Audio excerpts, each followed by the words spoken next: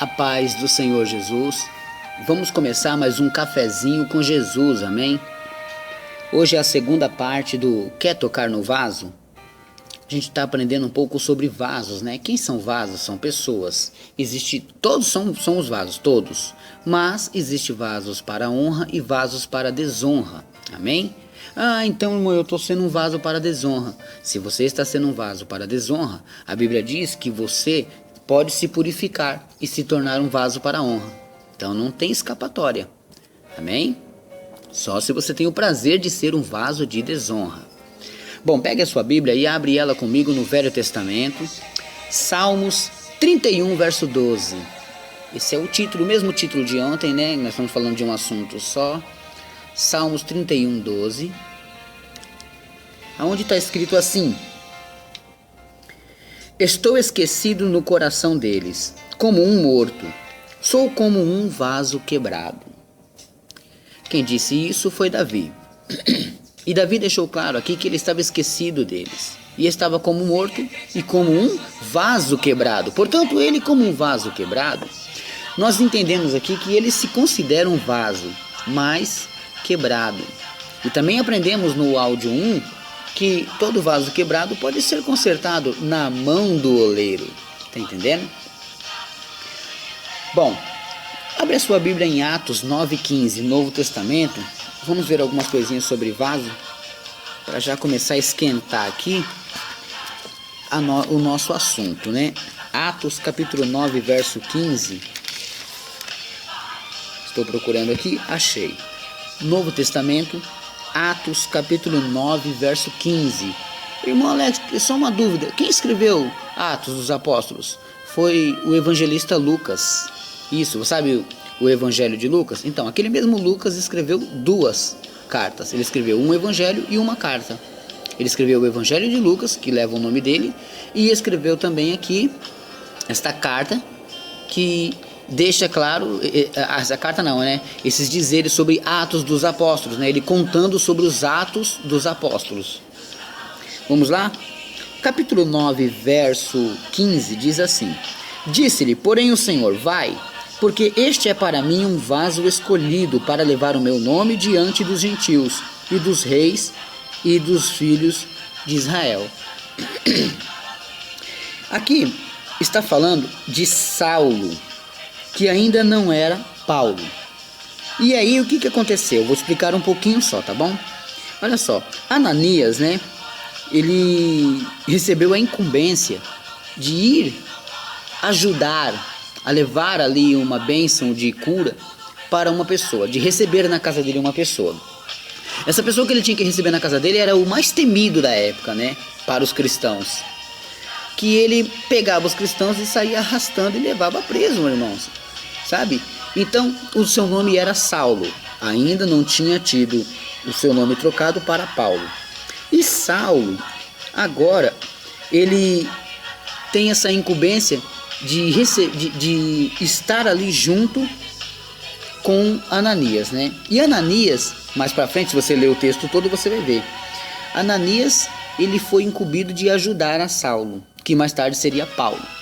Então aqui, Ananias, ele fala assim, mas poxa vida, eu vou ter que cuidar desse homem? Eu vou ter que fazer alguma coisa por esse homem? Aí o versículo 15 disse, vai, porque este é para mim um vaso escolhido. Então, temos também o entendimento que Deus escolhe seus vasos, lógico, né? Ele não vai ficar deixando qualquer vaso tocar nas coisas dele. Mas Deus escolhe os seus vasos, irmãos, para fazer as coisas do Senhor. Peço que você compreenda que existem vasos que tem que procurar estar no prumo com Deus, para que Deus venha escolhê-los. Amém? Agora abre em Romanos 9, 23. É só ir um pouquinho para frente. Romanos 9, 23. Agora Romanos, quem já escreveu a carta aos Romanos foi o próprio Paulo agora, já convertido.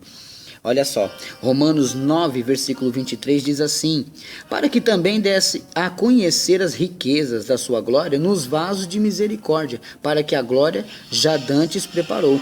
Quer dizer que somos vasos de misericórdia, mas conhecidos da glória de Deus. Então, dentro de nós, ninguém dá nada por nós, irmãos. Tem pessoas que não dão nada para uma senhora, para um senhorzinho, mas ele está cheio de Deus. Ele é um vaso e dentro dele tem uma joia preciosa, tem uma coisa muito valiosa chamada Deus. E aí o que acontece? Ninguém dá nada por ele, mas ele é muito precioso. É um vaso que contém uma grande riqueza. É isso que esse versículo está querendo dizer. Você quer ser um vaso assim? Então você tem que procurar a se conter com Deus, a estar com Deus dentro de você. Mas se não está cabendo Deus dentro de você, significa que alguma coisa está errada. Então é hora de esvaziar-se do mundo e encher-se de Deus. Tá entendendo? Às vezes tem muita coisa aí que está na hora de jogar fora, de tirar. Por quê? Porque Deus não quer compromisso com quem está cheio do mundo e quer colocar só um cantinho para Deus. Não, seu coração tem que ser 100%. Deus quer que você ame a Ele de todo o seu corpo, toda a sua alma, todo o seu espírito, todo o seu entendimento. Então, procure adorar a Deus conforme o Senhor está dizendo. Amém? Bom, vamos lá agora para 1 Tessalonicenses 4,4, já é conhecido, eu falo muito desse versículo aqui também. 1 Tessalonicenses 4,4, você vai encontrar, vamos lá, outra palavra sobre vaso, que diz assim, ó: que cada um de vós saiba possuir o seu vaso em santificação e honra. Quer dizer que o seu vaso ele tem que ser santificado e honrado. Tá entendendo? Não pode ser um vaso promíscuo, sujo. Tem que ser um vaso que todo mundo olhe e fale: não, esse vaso aí é santo, esse vaso é santificado. Tá entendendo? Então nós temos que procurar ser assim para o Senhor. Então se você for um vaso furado, onde o azeite entra e vaza, um vaso rachado, que não aguenta segurar nada e quebra, não, tem que ser um vaso santificado e honrado. Mas eu não estou assim, então procure ser. Ah, irmão, eu acho que eu já estou quase, então permaneça assim. Tá entendendo? Para que você possa receber de Deus essa bênção, essa glória. Bom, veja Oséias 8:8 também. Vamos lá. Velho Testamento, profeta Oséias. Você vai encontrar Daniel. Em seguida vem Oséias. Que Oséias é depois do livro de Daniel. Então vamos lá. Oséias capítulo 8 e verso 8. Diz assim: Israel foi devorado, agora está entre as nações, como um vaso em que ninguém tem prazer. Olha só, por causa de um pecado, Israel foi devorado. E ele se tornou um vaso que ninguém tinha prazer. Irmãos, se eu te disser assim, quantos vasos você tem dentro da sua casa, você não vai lembrar de nenhum talvez. Mas você tem um vaso que é colocado dentro de um banheiro. É considerado um vaso. Dentro daquele vaso, as pessoas só usam aquele vaso para as coisas imundas, tá entendendo? O diabo pega um cristão e transforma ele em vasos imundos, irmãos. Mas por que eu estou te dizendo isso? Porque muitas das vezes a mídia, o próprio mundo, vamos dizer assim, ele coloca muita porcaria dentro da pessoa e a pessoa fica imunda, irmãos. É um vaso desses que Deus está dizendo aqui, tá entendendo? Um vaso de que ninguém tem prazer. É um vaso imundo. Portanto, tem que tomar cuidado para não deixar o diabo pôr a mão em você, para você não se tornar esse vaso imundo. Veja também agora 2 Coríntios 4, 6 e 7. Novo Testamento de novo. 2 Coríntios 4. Vamos lá. Versículos 6 e 7 diz assim: porque Deus, que disse que das trevas resplandece a luz, é quem resplandeceu em nossos corações, para a iluminação do conhecimento da glória de Deus na face de Jesus Cristo. Temos, porém, esse tesouro em vasos de barro, para que a excelência do poder de Deus, para que a excelência do poder seja de Deus e não de nós. Portanto, somos barros para não se engrandecer, mas toda excelência e todo poder vem de Deus. Nenhum vaso produz nada. Ele é usado, só isso, tá entendendo? O que eu estou fazendo aqui é que o Espírito Santo quer que você entenda, o Espírito Santo quer que você aprenda a mensagem de Deus. Então ele me usa, eu sou um vaso, eu sou um canal, ele me usa para transbordar em você o conhecimento que ele tem me dado, tá entendendo?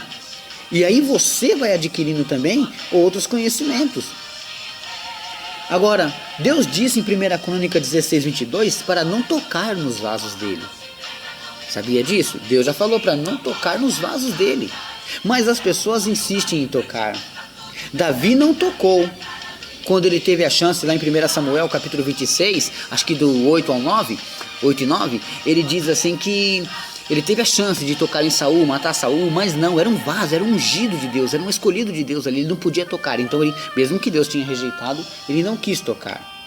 Mas Belsazar, o filho de Nabucodonosor, esse tocou.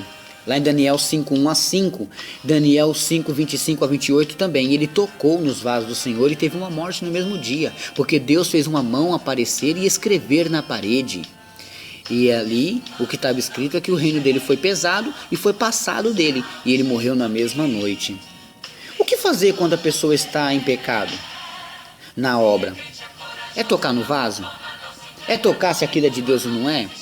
Irmãos, aprenda com Filipenses capítulo 1, verso 15 a 18. Nunca mais você vai tocar em vasos. Está entendendo? Espero que você aprenda essa lição. Espero que você entenda a maneira que Deus quer te ensinar, tá bom? A punição não é sua que vai dar. Se a pessoa está em pecado e você acha esse vaso aí está em pecado, então a punição não é você que dá. A punição vem de Mateus capítulo 7, 22, 23. Vamos ver? Mateus 7, 22 e 23, que diz assim: muitos me dirão naquele dia, Senhor, Senhor, Senhor, Senhor, nós não profetizamos nós em Teu nome? E em Teu nome não expulsamos demônio? E em Teu nome fizemos muitas maravilhas? E então lhes direi abertamente, nunca vos conheci, apartai-vos de mim, vós que praticais a iniquidade. Então Jesus está vendo aquele que está praticando a iniquidade e também está fingindo ser um cristão. Deus está vendo essas coisas, mas quem é que faz isso? Quem é que separa? Quem é que julga? É Jesus. Lugar que um vaso tem que ocupar é com Deus, na casa de Deus. Tá entendendo?